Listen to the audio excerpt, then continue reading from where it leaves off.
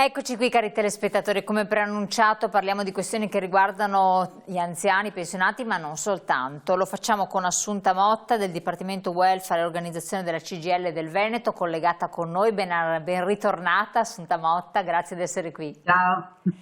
Allora, situazione sanità, situazione sociale del Covid, l'emergenza sotto certi profili è passata, però in realtà non bisognerebbe mai abbassare la guardia, questa è una cosa fondamentale, altrimenti in poco tempo si rischia di riprecipitare, non dico come eravamo prima, comunque situazioni molto gravi. Questo vale soprattutto per i più fragili.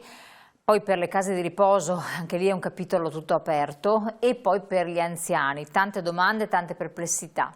Qual è il vostro punto di vista anche di analisi, perché avete sotto mano diverse situazioni in diversi versanti, da quello lavorativo a quello appunto delle strutture delle case di riposo, a quello di tante persone anziane, alle strutture ospedaliere dove lavorano anche, dove c'è tanto personale coinvolto, che sono state messe purtroppo al fronte con l'emergenza, no? Certo. Beh, effettivamente è vero, nel senso che l'emergenza Covid dal punto di vista giuridico è ormai terminata, tant'è che lo stato di emergenza è stato annullato.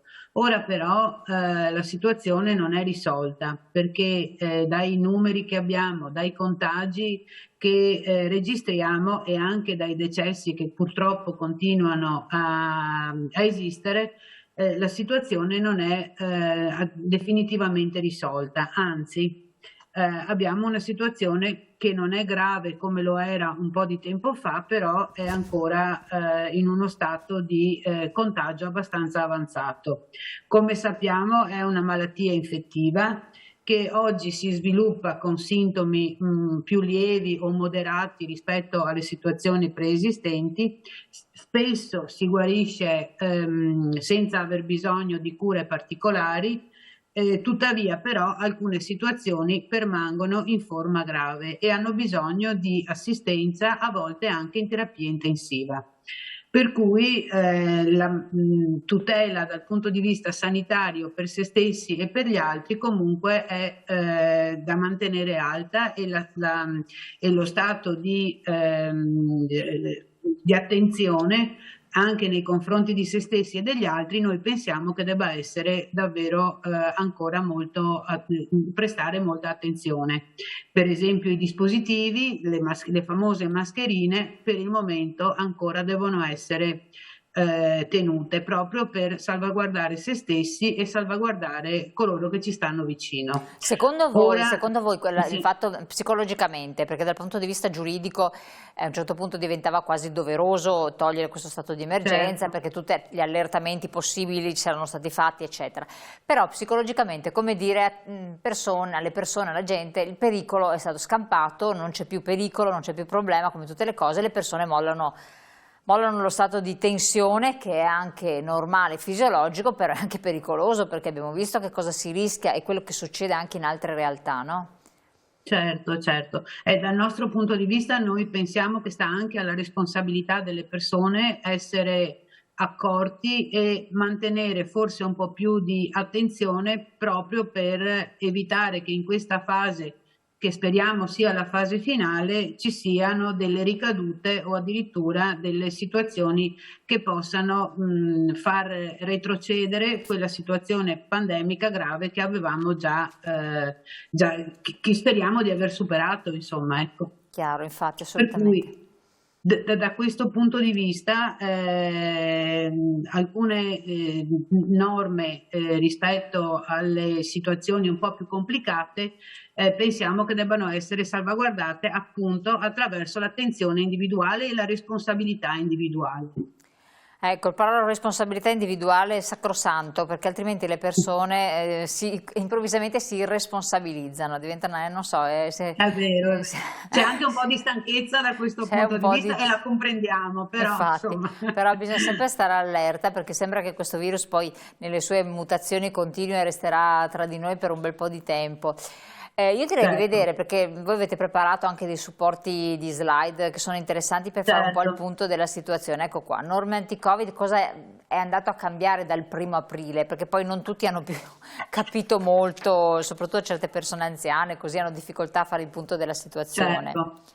Beh, noi rispetto alla situazione, all'evoluzione della situazione abbiamo cercato di sintetizzare il contenuto del decreto del 24 marzo ultimo che ha portato alcune modifiche relativamente all'utilizzo del Green Pass base e del Green Pass rafforzato. Allora, per alcune situazioni, e le vediamo qui indicate, addirittura il Green Pass non è più necessario e quindi abbiamo la possibilità di accedere nei negozi, negli hotel, negli uffici pubblici, nelle banche e nei bar e nei ristoranti all'esterno, la possibilità di accedere senza l'utilizzo, senza il controllo del Green Pass. Anche quindi nel bar ci si può sedere senza che venga controllato il Green Pass? All'esterno, All'esterno, sì. all'esterno, mentre all'interno purtroppo insomma, i controlli sono ancora previsti. Ecco. Chiaro. Mentre all'esterno, che prima era necessario il controllo, adesso non lo è più.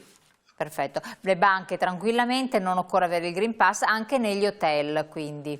Anche negli hotel, certo, anche negli hotel, sì. Non serve più avere il Green Pass.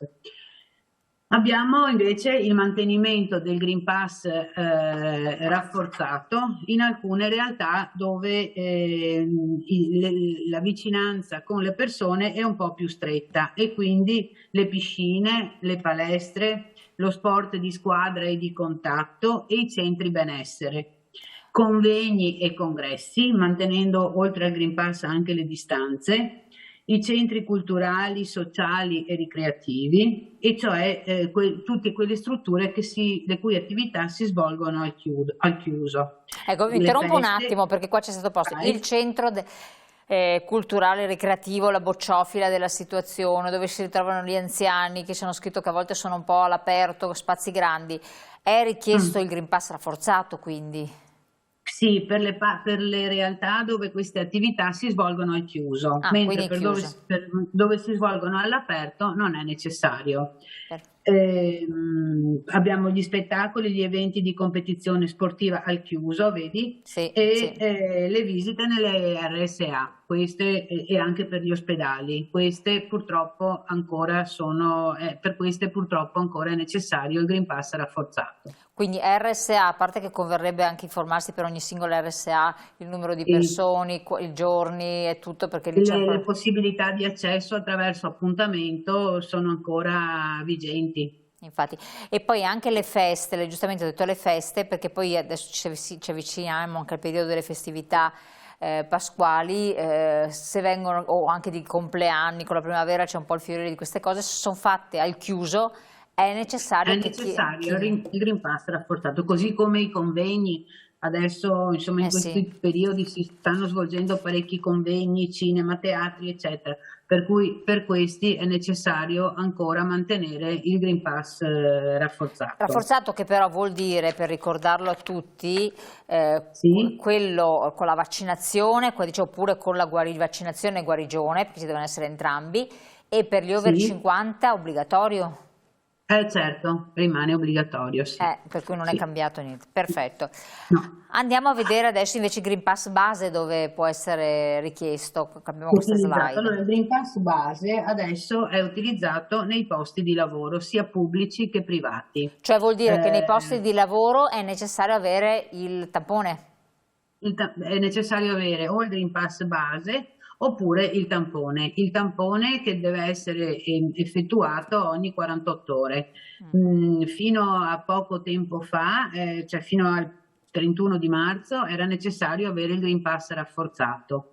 E adesso è sufficiente il Green Pass base, sia per gli enti pubblici che per i posti di lavoro pubblici che per i posti di lavoro privati.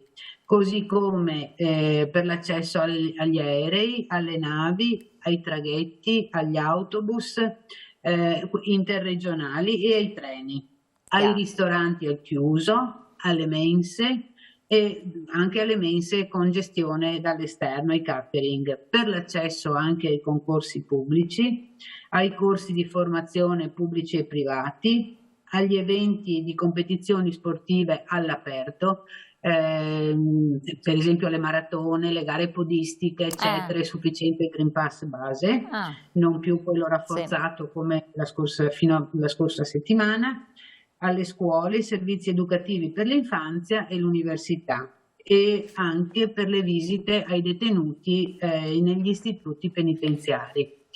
Ecco, quindi adesso per quanto riguarda queste attività, diciamo che una modifica e un'apertura si è cominciata a intravedere. Ecco.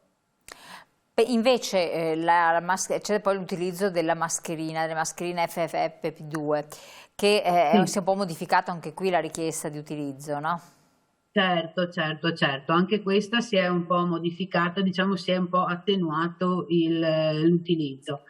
Anche qui per aerei, navi, traghetti, treni e autobus interregionali l'FFP2 è necessaria. Per il trasporto pubblico locale, perché adesso la capienza dei mezzi pubblici è tarata sul 100%, quindi diciamo che c'è più affollamento nei mezzi pubblici e quindi è necessario avere la FFP2, le funivie, le cabinovie se usate con la cupola.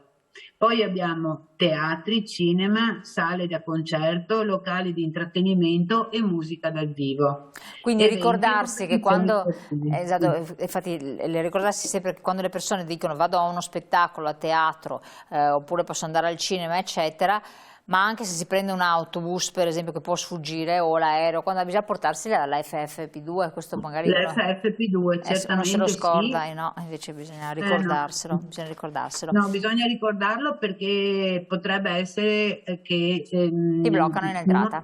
non può salire, certo, viene rimandato fuori e quindi è spiacevole da questo punto di vista, insomma. Mascherina chirurgica, invece, quando, sì. Quindi quella mascherina, quella normale, insomma. È la mascherina quella un po' più leggera, di tessuto un po' più leggero, e indicare in maniera dettagliata l'utilizzo di queste, diciamo dove non è richiesta l'FFP2 è possibile utilizzare la mascherina chirurgica. Noi abbiamo indicato le sale da ballo, le discoteche, escluso però il momento del ballo, perché il momento del ballo è un momento un po' più di vicinanza e di respiro un po' più affannoso, per cui è necessario l'FFP2. Ah, quindi quando una persona si mette a ballare deve mettere l'FFP2? Certo, quando invece è seduta la mascherina chirurgica, e nei luoghi di lavoro è considerata come un dispositivo di protezione individuale. Negli uffici in genere, insomma, se uno la usa per tutto l'arco della giornata, a volte può essere alternato l'uso dell'FFP2, che il chiuso è un po' pesante, e soprattutto se non c'è affollamento nella sede lavorativa, alternare con la mascherina chirurgica.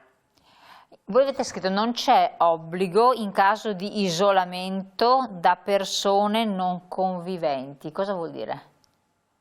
Ma che l'utilizzo della mascherina chirurgica non è obbligato dalle norme per le persone che non sono conviventi, per cui potrebbe essere utilizzata tranquillamente, si potrebbe essere tranquillamente stare completamente senza mascherina nel momento in cui si sa che non ci sono contagi. Ah, quindi In questo senso qui, perché se invece, ma lo vediamo nelle slide successive, abbiamo persone conviventi che sono contagiate, è necessario mantenere l'FFP2. Chiedo una cosa, in macchina?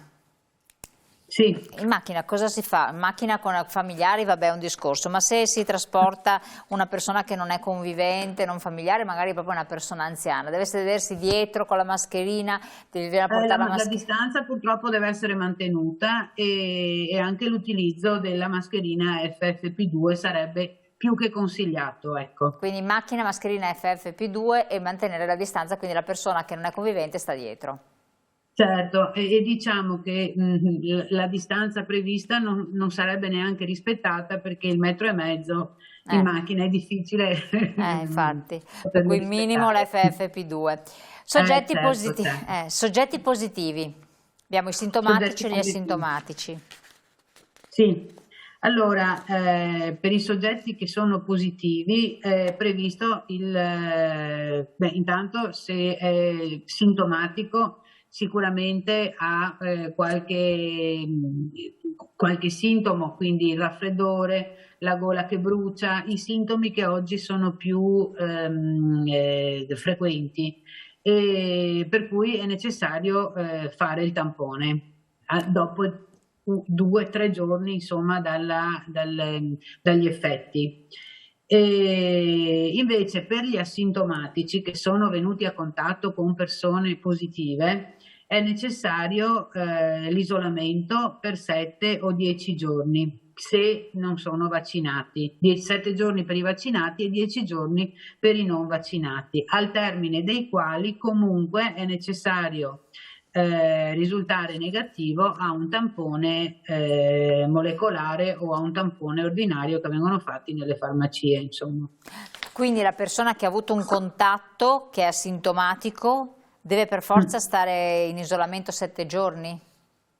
Sì, Ho sì. capito. Quindi anche se mette l'FFP2 non importa, deve starsene in isolamento se ha avuto un contatto. Noi pensiamo che questa cosa sia necessaria proprio perché i contatti purtroppo avvengono nel momento in cui uno è asintomatico e rischia di contagiare in maniera importante Altre persone. colleghi, amici, persone conviventi. Quindi il fatto di mantenere le persone in isolamento è proprio perché è necessario salvaguardare se stessi Gli e altri. gli altri da ulteriori contagi. Chiaro. Contatti con positivi. Allora, quando uno c'è un contatto con positivo, mascherina FFP2, bisogna portarla? Bisogna comportarla, sì sì, per 10 giorni, soprattutto quando si tratta di ambienti chiusi, quindi per forza la mascherina FFP2. E l'effettuazione del tampone all'inizio, quando compaiono i sintomi e poi in genere lo stabilisce il medico o l'ULSS in cui viene chiesto un tampone all'uscita, il famoso tampone di liberazione, ecco, per poter essere sicuri di non essere più contagiosi. Chiaro. E poi invece c'è l'obbligo vaccinale. Beh, l'obbligo vaccinale è un obbligo che ormai insomma è da parecchio tempo che è istituito. Noi pensiamo che per alcune fattispecie di lavoratori sia veramente necessario il fatto che proprio per il tipo di attività che svolge abbiano l'obbligo vaccinale e quindi per il personale della RSA fino a dicembre di quest'anno. Per il personale docente educativo del Sistema Nazionale di Istruzione al momento è fino a giugno, quindi fino a conclusione dell'anno scolastico, e per gli over 50 anche questo fino a giugno del 2022. E ovviamente il personale sanitario. Certo, assolutamente. Io credo, relativamente alla slide precedente, che secondo me, forse abbiamo interpretata male, perché i soggetti positivi asintomatici devono starsi in isolamento 7 giorni, però il contatto con positivi non comporta di stare in isolamento, ma soltanto portare la mascherina Portare la FFP2 per 10 mascherina, sì. giorni. Sì, Questo, forse l'abbiamo detta in modo un po' frettoloso, ecco. sì, Adesso non infatti, c'è più l'obbligo di l'isolamento, isolamento, infatti, per non cui c'è più, uno va però ugualmente. è l'utilizzo della mascherina FFP2. Chiaro, assolutamente sì, questo è importante. Però quando si vanno a trovare le persone anziane, i propri familiari, eccetera, bisognerebbe comunque avere un po' l'accortezza di stare un po' attenti, gli anziani, relativamente alle persone Certo, anziane. Per questo è importante. certo. Questo è importante e io credo che avere un po' più di responsabilità, come dicevamo prima, e utilizzare la mascherina FFP2 aiuterebbe un po' tutti. Poi Chiaro. la possibilità di fare magari un tampone prima di andare a trovare le persone anziane, le persone fragili, le persone che sono malate. in quella situazione un po' più rischiosa, È doveroso, aiuterebbe maggiormente. Insomma, adesso poi è anche assolutamente. semplice fare i tamponi, per cui anche quelli casalinghi, insomma, sono Sarebbe meglio abbastanza farlo. alla portata di tutti, E ecco. anche per con i confronti dei bambini che sono i grandi portatori di questo problema, Certo, che certo, contagiano. certo. Allora, Assunta Motta, grazie mille, il tempo è volato, la ringraziamo tantissimo, buon lavoro, buon proseguimento, ci rivedremo Grazie. presto. Voi telespettatori lascio alla pubblicità, pochi secondi, poi ci rivediamo in studio e continuiamo le nostre interviste. Grazie.